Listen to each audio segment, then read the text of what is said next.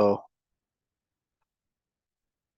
right, let's start. So last time we started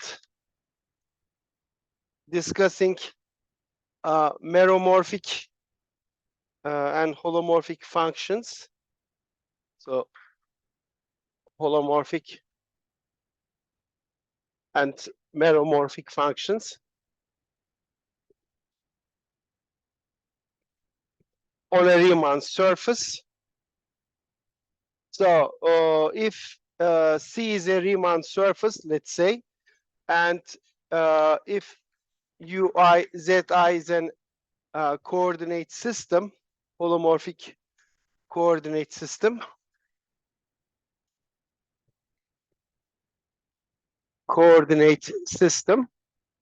then a function f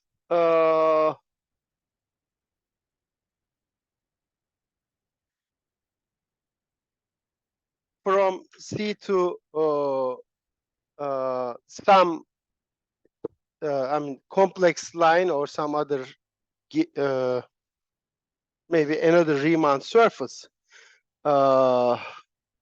given by the following. So f restricted to each UI is fi. So fi is a function from C to C, so that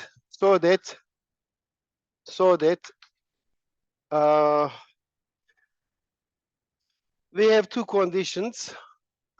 First one is that, okay, I said A and B. A is this. Fi equals Fj on Ui Uj whenever this intersection is not empty. Well, of course, that should be clear because I ask these functions to match on overlaps and give an well-defined function on the whole gadget. And the second condition is that, which tells us that these are holomorphic. So Fi composition Zi composition inverse is holomorphic or meromorphic.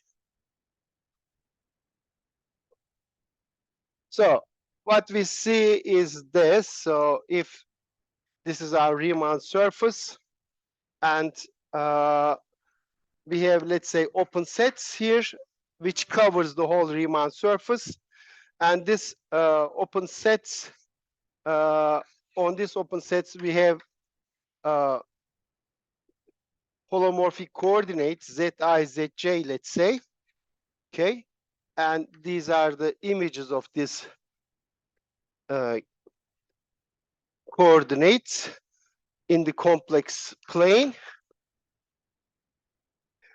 What we ask is this. Here we have this function f. On this piece, it is, let's say, fi, and I have the following composition, this composition. So I go up with Zi inverse and then go by fi. So I have a function from an open set in the complex plane to the complex plane, and I want this function to be holomorphic or meromorphic. Holomorphic means it is analytic at all points. Meromorphic means it is the quotient of two holomorphic functions, basically. Right? It has no essential poles. Last time we gave some examples and actually showed that on the Riemann sphere, the only holomorphic functions are constants, right? So we have shown that the only holomorphic functions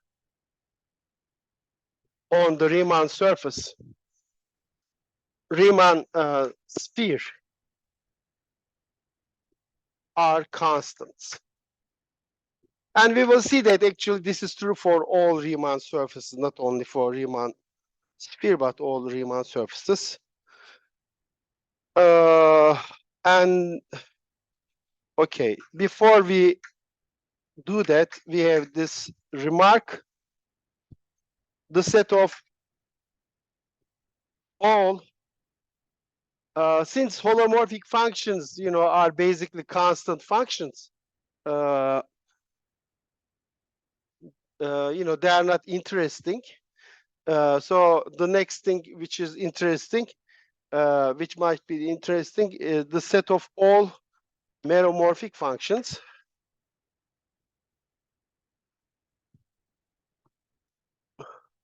Functions on a compact Riemann surface C forms a field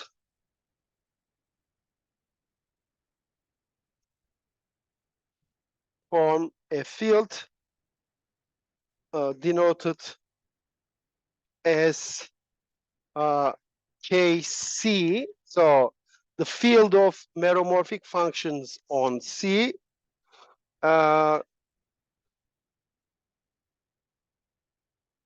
okay.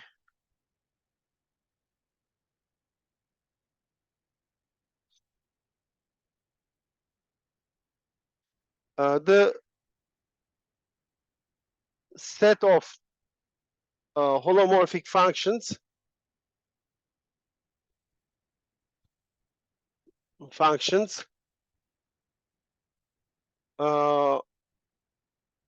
on an open set U of C is denoted as OC. Okay, OU. I am sorry. Holomorphic functions. Peki, teoremimiz şu. As I said, the fact about Riemann sphere is not special to Riemann sphere.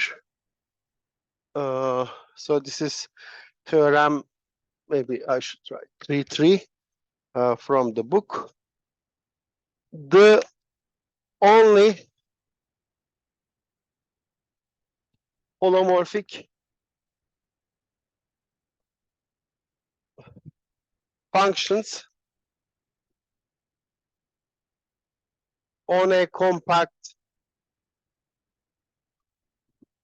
Riemann surface C are the constant functions. Yani Riemann sphere için bunu göstermek çok kolaydı. It was easy for the Riemann sphere, but in general, you need to do, you have to say more to prove this, and let's do that. Okay, so let F from C into complex plane be a holomorphic function.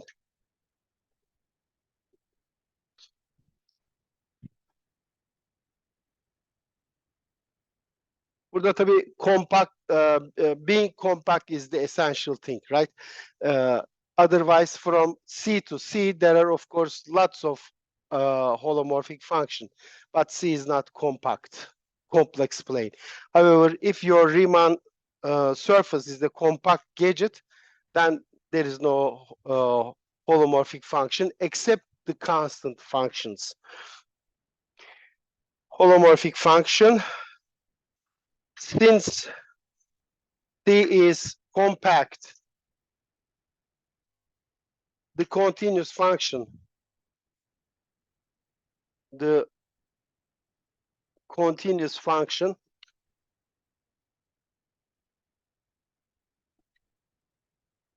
norm of F from C into C has a maximum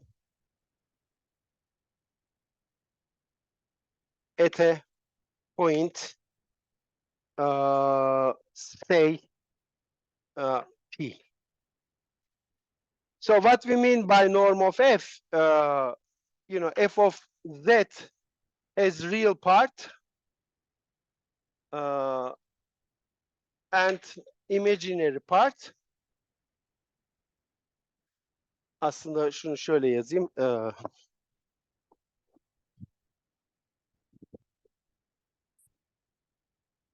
Okay.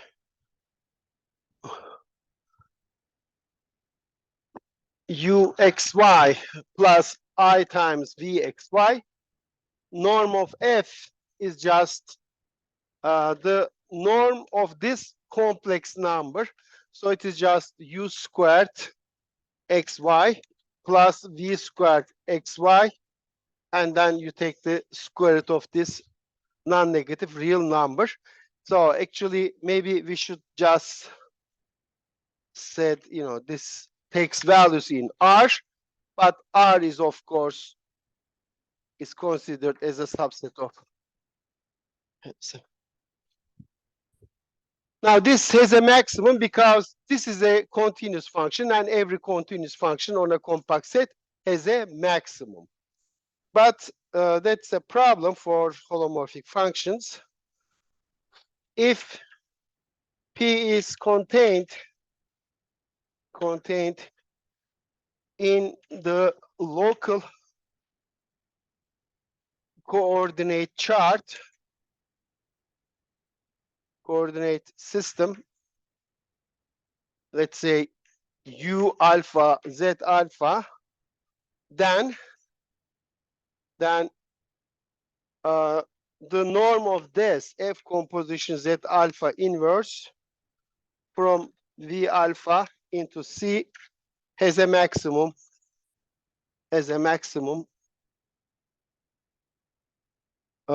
on Z alpha U alpha, which is V alpha. Yani şunu söylüyorum. So what we are saying is this, this is our, let's say, Riemann sphere, Riemann surface, and our function, we take its norm, so it takes values in R, and this norm has a maximum at some point P. Let's say this is U alpha, and here we have the coordinate system Z alpha, and this takes values in the complex plane, and suppose this is the image of that gadget. Now what I do, I just look at this composition. So I go up with Z alpha inverse and then by F, and then take this norm. So it is basically this composition, go up and then compose it with norm of F. Now this function is defined on this gadget, and this point is, of course, has a image here, let's say Q. So this is Z alpha at P. So this function, it's an holomorphic function, and its norm has a maximum at some point, and it's an interior point.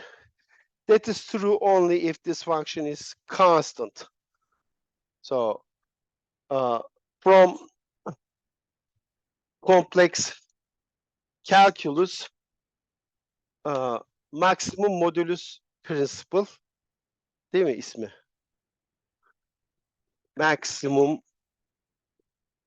modulus principle.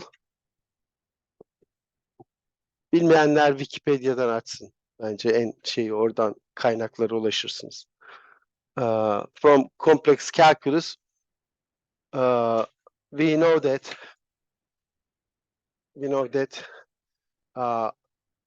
F composition Z alpha from V alpha into C must be constant.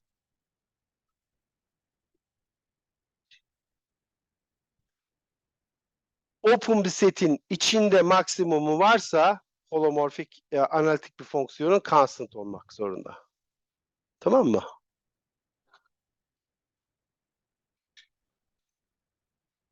Nedeni de basit aslında. Yani analitik olduğu için f, z her zaman şöyle yazılabilir. Analytic function. Some coefficients might be zero, and then you have something like this. Some, power like this, and then some a's and zero plus something, a and zero plus one, z, and so on. This thing is not zero. Therefore, this can be written as the exponential of something. Not f, but g, z. This is an inverse, and this is like another coordinate system. So this is an invertible gadget. So this function can be written like this. Bunu da hatta n'e bölebilirsiniz. N0'ya bölüp n'inci kuvvet, N0'inci kuvvetini alın. Bunu yapabilirsiniz. O zaman burada şöyle bir şey olacak. Z çarpı e üzeri gz bölü N0'nun n'inci kuvveti. Pardon, N0'inci kuvveti. Bunun kendisi de bir aslında artık analitik fonksiyon, yani bir değişken olarak görebilirim. Değişken değiştirme olarak görebilirim bunu. Yani bu z'yi bir tane inverse olan fonksiyonuna çarpıyorsunuz. O zaman bu fonksiyon şöyle bir şey oldu. Yeni koordinatlarda w üzeri n gibi bir şey oldu. Yeni bir koordinat sisteminde. Wn fonksiyonu da nasıl bir fonksiyon? So in this new coordinate system, your function became like this. N0, I'm sorry. So your function is like this, but this function, if you write this as r times e theta, this is just r to the power n, r to the power n0 times e to the power I times n0 times theta. So this has no maximum value. Okay, it's expanding, and this is just a rotation. So that's basically the proof. Okay.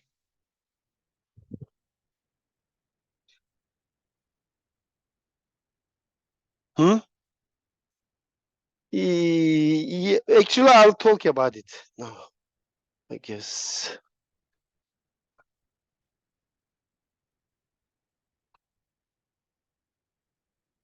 Yeah.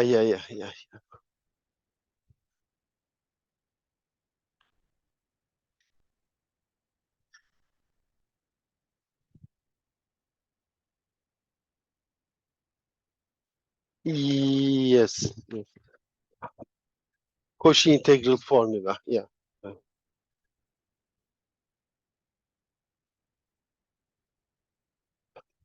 Neyse. Ne biliyoruz şu anda? O fonksiyon constant. So that function is constant on UI. And then we do the following. Hence, f is constant on u alpha, right? Because f composition z alpha inverse is constant. Z alpha is a homomorphism. Therefore, it implies that f is constant on this u alpha. Yani şunu söylüyorum.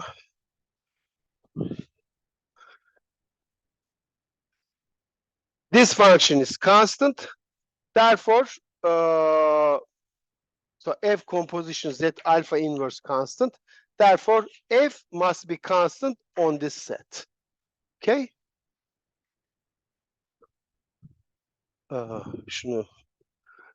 So, f composition z alpha inverse is constant here. Therefore, f is constant on this u alpha. Okay.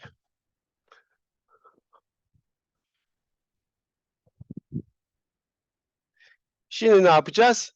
Now on each u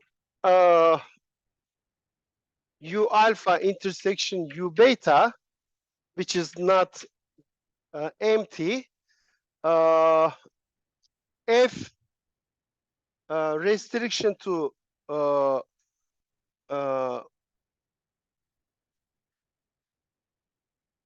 u alpha u beta is constant,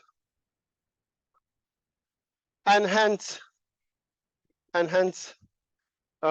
f restricted to u beta is also constant. Burada şeyi kabul ediyorum. Yani şimdi şu u alpha, şu u beta. I here assume that all these open sets are connected open sets like this, okay, and the intersections are also connected. My function on this set is constant. Therefore, on this intersection, it is constant. But now my function is analytic here, but it is constant on an open set. If an analytic function is constant on an open set, then it is constant everywhere, okay? Because, you know, all the derivatives are zero and it is given by some analytic expression where the coefficients are just the derivatives. Therefore, that function must be constant on this open set also. So this means what? My surface is covered via these open sets.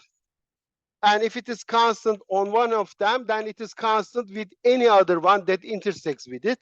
So it will be constant here, constant here, constant here. So it is constant everywhere, provided that our surface is connected. Okay.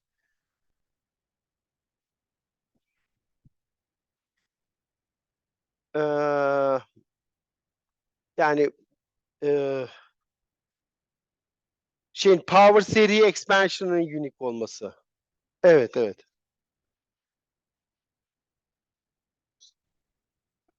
Evet, evet. Yani şöyle aslında iş şeye geliyor tabii. Hani bir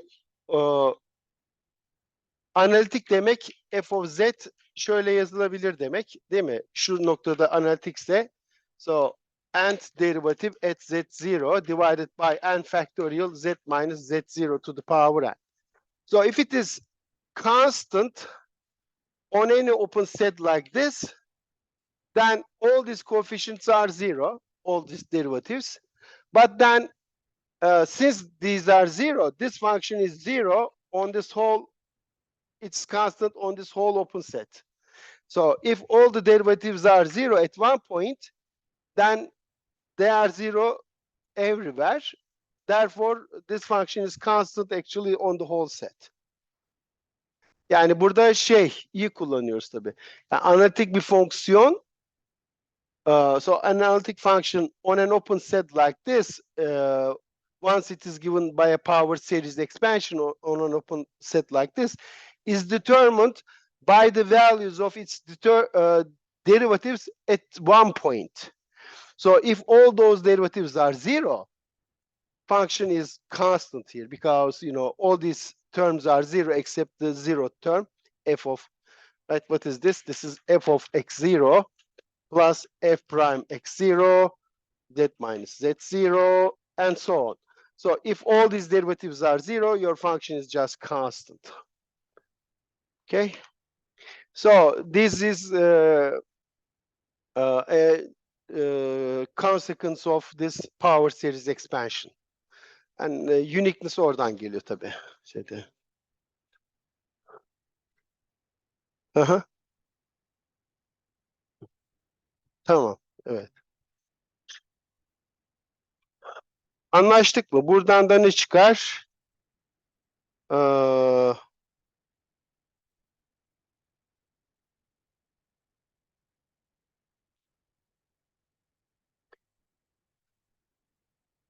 Yani aslında şöyle diyeyim.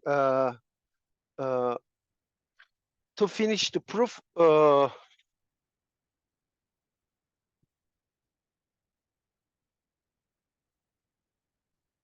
we use connectedness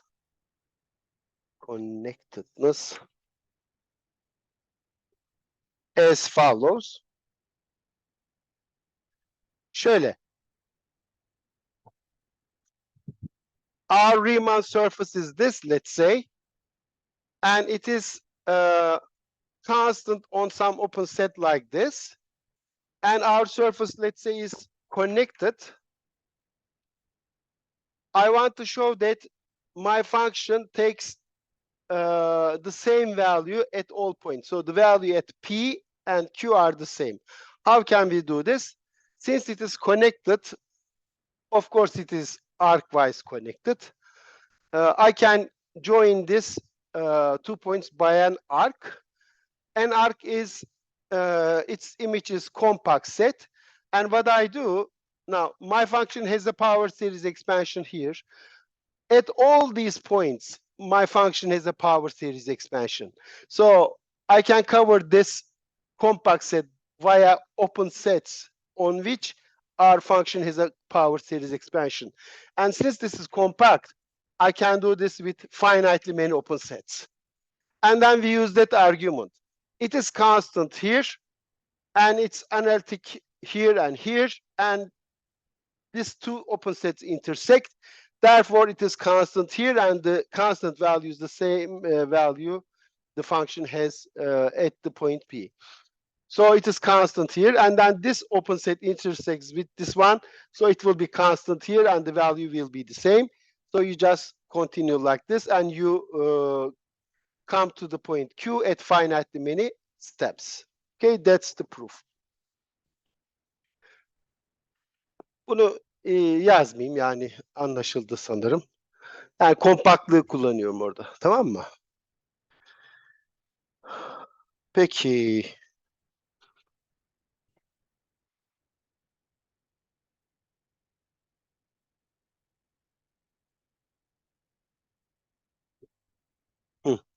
Bir tane definition var. Bundan da aslında az çok bahsettim demin. Suppose C is a Riemann surface, is a compact Riemann surface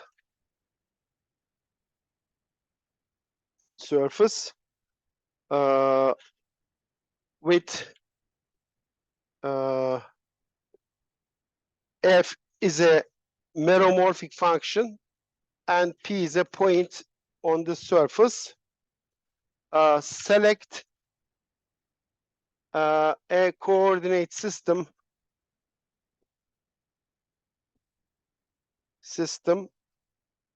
Z in a neighborhood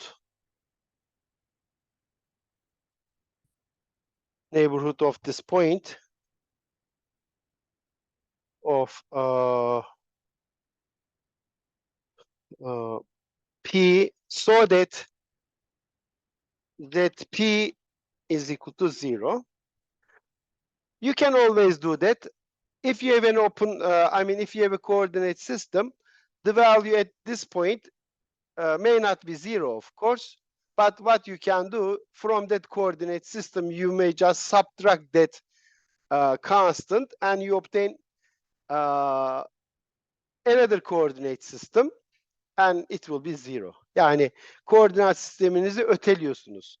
P'deki değeri 0 değilse birazcık öteliyorsunuz, 0 oluyor. Yani Z P 5'e eşitse o zaman Z üstü diye yeni bir koordinat sistemi tanımlıyorum. Nasıl? ZP eksi 5. Artık bu koordinat sistemi 5'te 0 değerini alacak. So you can always do that. Yok. Hangisini?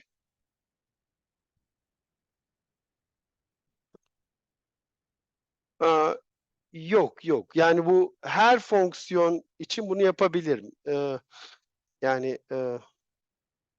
Bir koordinat sistemi seçtim. O koordinat sisteminde bu nokta sıfır değeri almıyorsa koordinat sistemini birazcık değiştiriyorum, kaydırıyorum. O kadar. Kompaktlıkla alakası yok. Riemann surface olması zaten koordinat sistemlerini veriyor bize.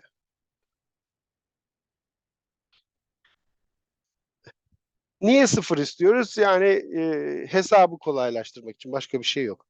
Then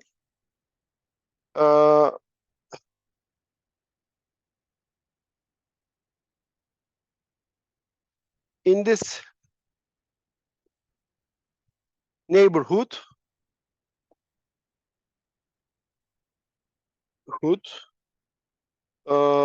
we have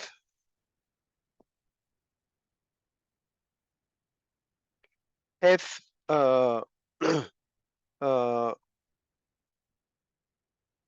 equals z to the power nu times hz, where hz is holomorphic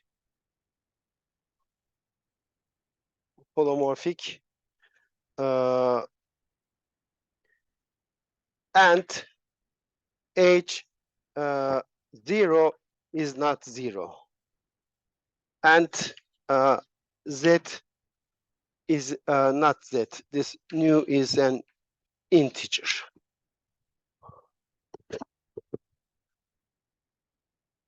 Yani demin yaptığım şey bu.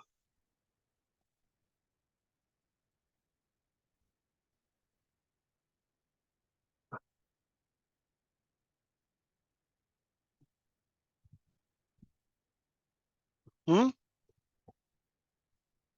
Well, it's a definition, but it's using the structure of analytic functions that they are given by power series expansions. That's what I have done, a while ago. So I will explain one more time. So this constant here, this integer is well defined and called the multiplicity of f at the point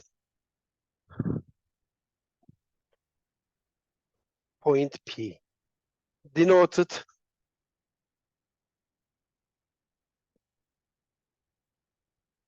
if this multiplicity is positive, then P is called a zero of f. If this multiplicity is negative, then P is called a pole of f.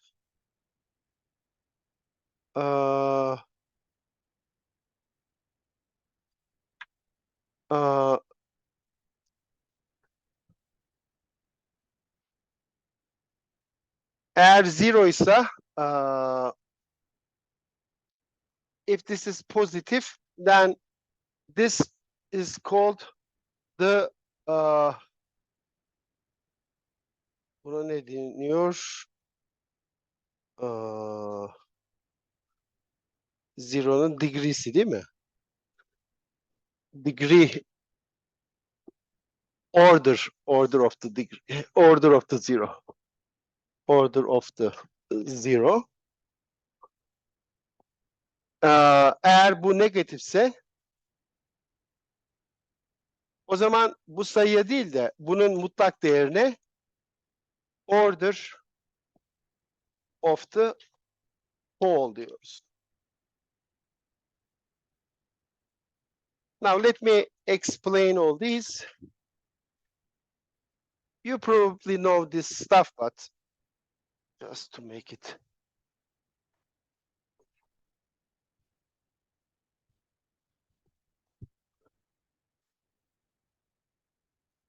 Just first consider this function, meromorphic function from C to C.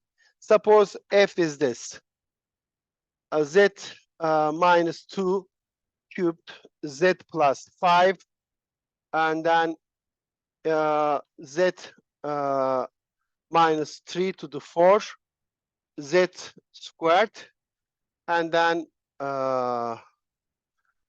okay. Now this is a meromorphic function. Actually, you know, this defines a function from CP1 to CP1 or C.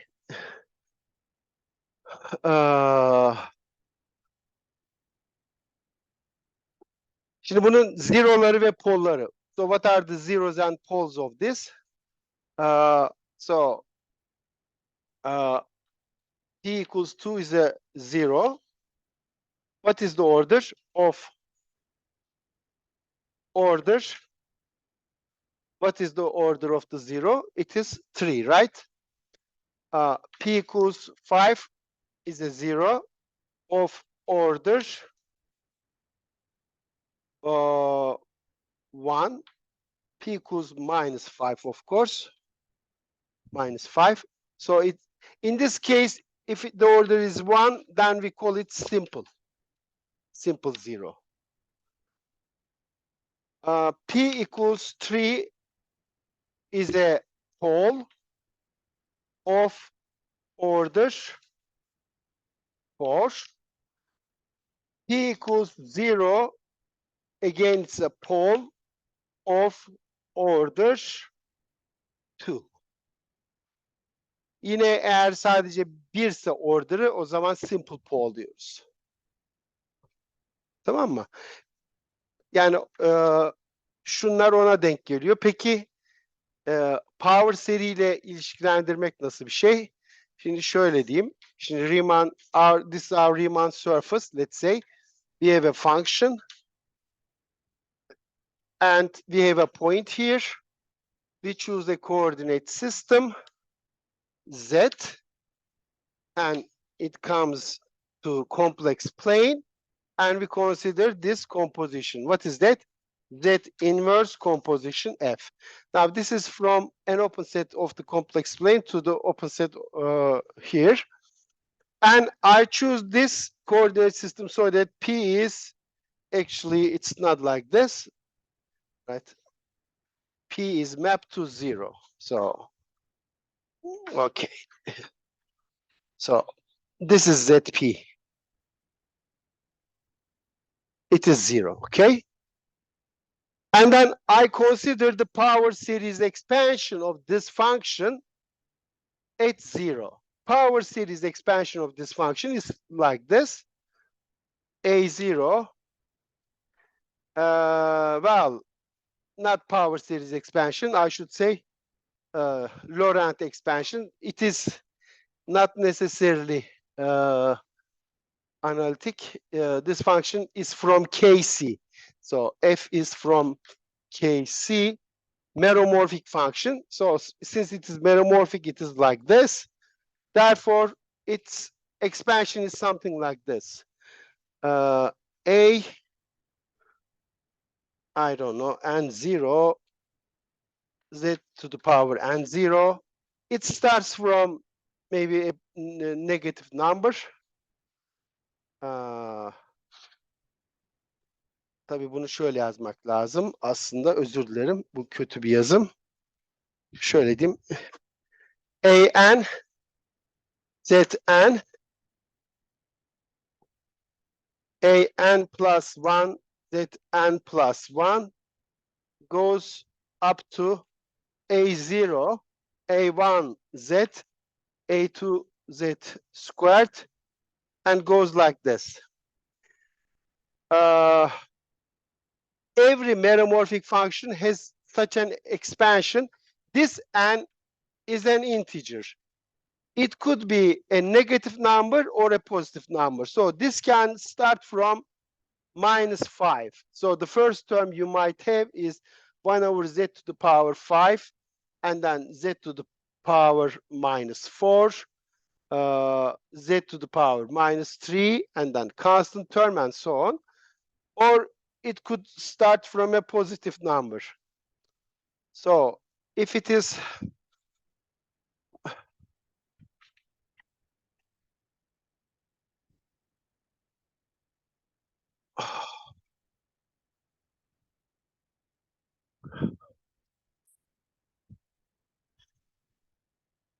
okay.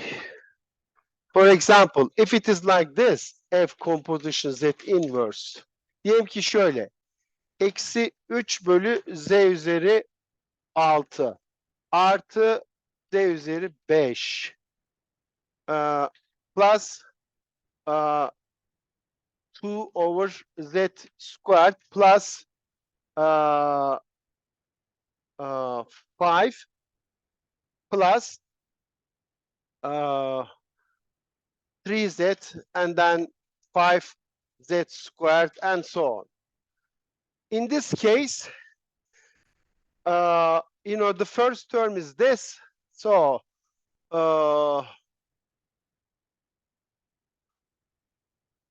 tanımı hatırlayalım. Nasıl yazdıydım ben? Okay, so I write my function in this form. D to the power something times a function. This will be holomorphic. And it shouldn't be 0. So if I want to write it in that way, I should do it this way.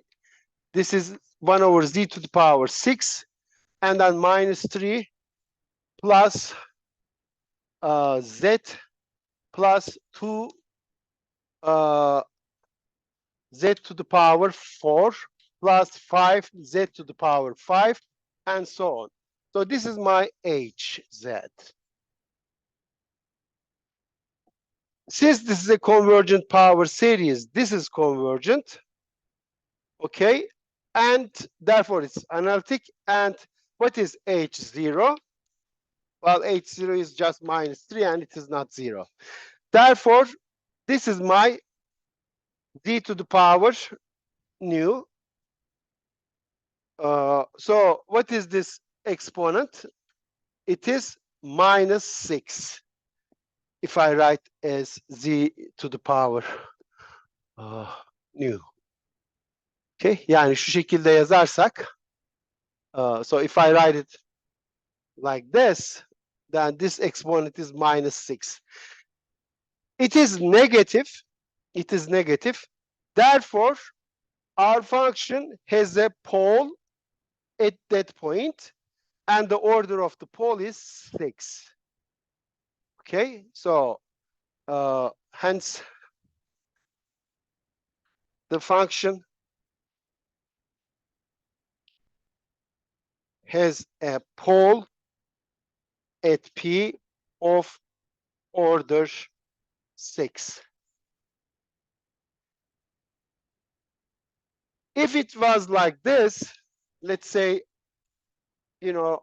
at some other point, I wrote my function like this. 2 plus 3z plus 4z squared and so on. So this thing, is already analytic, right? So this is just z to the power 0 and times hz. Hz is just this thing because this is analytic, and when you plug 0, you get 2, which is not 0. So our, if I compare it with this, so this is just 0.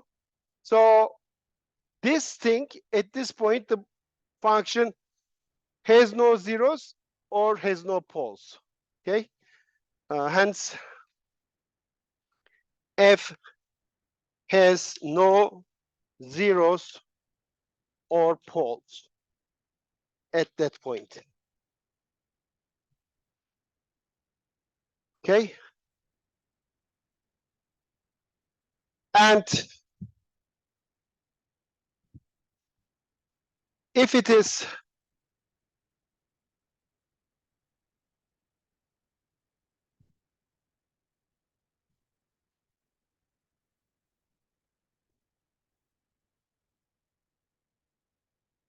Suppose if it was like this,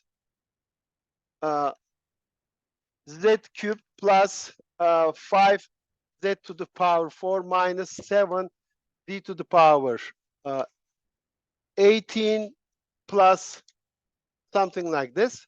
In this case, I can write it like this. 1 plus 5z minus 7 d to the power 15 and so on. If you compare with this expression, so hz is this analytic function. It is convergent somewhere. And this is just 3. It is positive. And f has a 0 of order 3 at that point. Tamam mı?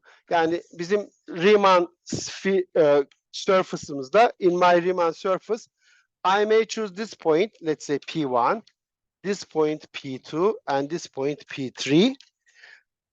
Around this point, my function in a coordinate system may look like this, and it has a pole of order 6. Around this point, it may look like this, and it has no poles or zeros. And around this point, it may have a 0 like this. So all three are possible. And we will see that actually, well,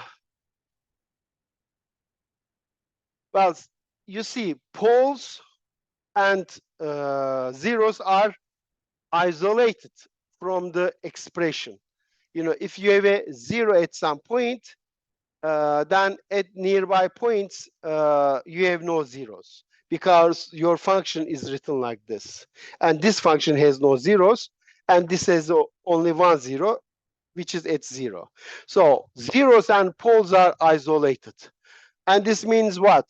You have a compact Riemann surface, it's compact, and you have an isolated set consisting of zeros and poles. Therefore, that isolated set must be finite, because if it is infinite in a compact set, then it must have an accumulation point. But isolated sets cannot have accumulation points. Okay? Sorry?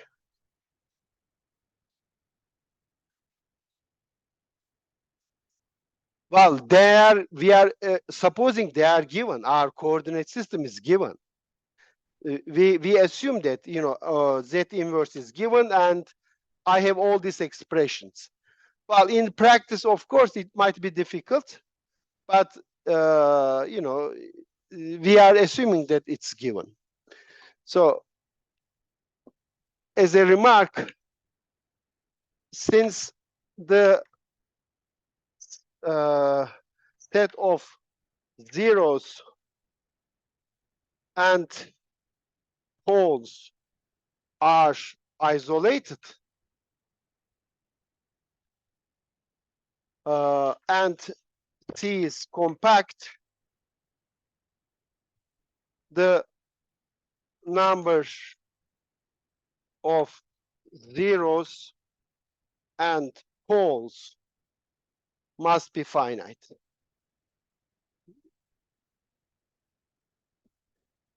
Tamam mı? Yani sonsuz tane zerosu polu olamaz. Bu da tabii ne veriyor?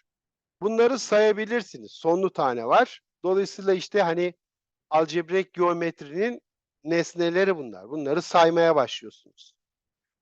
Kaç tane var? İşte kaç tane polu var, kaç tane zerosu var. Sayıyorsunuz ve geometriyi o sayılardan okuyorsunuz. Hı.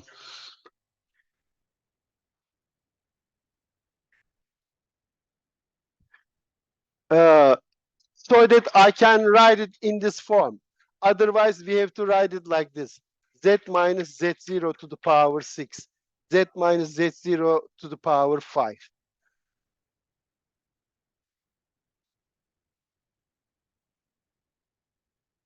What? Oh, Lorentz. Yes. So this condition is a technical condition. You can always assume this. And once you have this, then your expressions are simple. You know, they are just, you don't have to carry Z0 around. Efendim? Ya tabi burada sizi kandırdım. Daha doğrusu kandırmadım ama hani bir şeyi eksik söylediğim bir yer var. Nedir o? In one coordinate system, the order might be -6. No, order is not -6. Order is 6 because you take the absolute value. But maybe if I use another coordinate system, order will be 4, right? Which one should we take? So we have to make sure that it is independent of the coordinate system, and I'll discuss it next time.